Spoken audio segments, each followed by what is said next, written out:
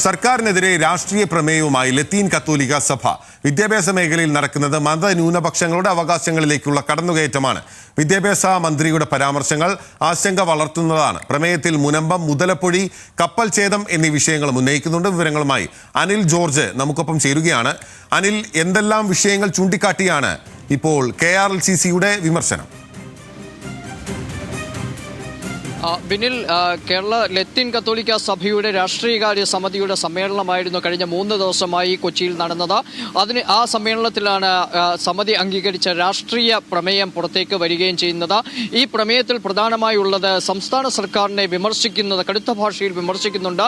അത് വിദ്യാഭ്യാസ മേഖലയെ മുൻനിർത്തി തന്നെയാണ് അത്തരത്തിലുള്ള വിമർശനം ഉയർത്തുകയും ചെയ്യുന്നത്. വിദ്യാഭ്യാസ മന്ത്രിയുടെ ചില പരാമർശങ്ങൾ ആശങ്ക വളർത്തുന്നു. മതന്യൂനപക്ഷങ്ങളുടെ സ്ഥാപനങ്ങളിൽ അവരുടെ സ്വാതന്ത്ര്യത്തിലേക്കുള്ള കടന്നുകയറ്റമാണ് ഈശ്വര പ്രാർത്ഥന അടക്കമുള്ള വിഷയങ്ങൾ ഉന്നയിച്ചുകൊണ്ട് മന്ത്രി നടത്തുന്നുവെന്ന് രാഷ്ട്രീയകാര്യ പ്രമേയം കുറ്റപ്പെടുത്തുന്നു. ഒപ്പം തന്നെ ഉന്നത വിദ്യാഭ്യാസ മേഖലയെ തകർക്കുന്ന രീതിയിലുള്ള തെരുവ് നാടകം ഇപ്പോൾ സംസ്ഥാനത്ത് അരങ്ങേറുകയാണെന്നും അടിയന്തരമായി ഇത് അവസാനിപ്പിക്കാൻ സർക്കാർ ഇടപെടണമെന്നും ഇല്ലാത്ത പക്ഷം വിദ്യാർത്ഥികളുടെ ഭാവി അപകടത്തിലാകുമെന്നും പ്രമേയം കുറ്റപ്പെടുത്തുന്നു. അത്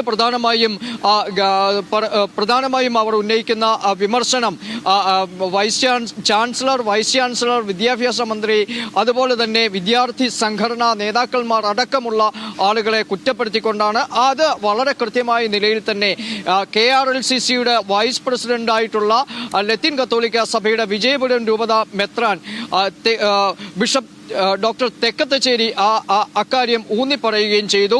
ഇത്തരത്തിലുള്ള കടുത്ത വിമർശനം അവർ സംസ്ഥാന സർക്കാരിനെതിരെ ഉയർത്തുന്നു.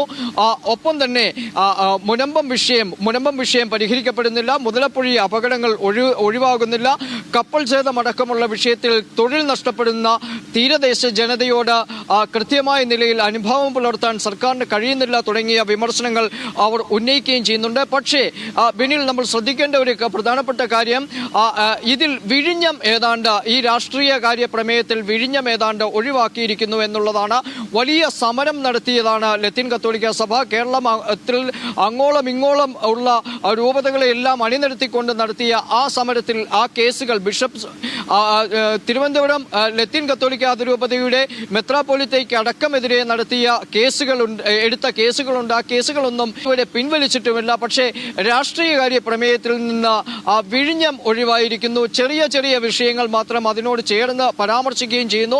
ഒപ്പം ഈ വരുന്ന സമയത്ത്, അതായത് അടുത്ത ഈ തെരഞ്ഞെടുപ്പിൽ, തദ്ദേശ സ്ഥാപനങ്ങളിലേക്കുള്ള തെരഞ്ഞെടുപ്പിൽ നിർണായകമായ നിലപാട് അവർ സ്വീകരിക്കുമെന്ന് പറയുന്നു.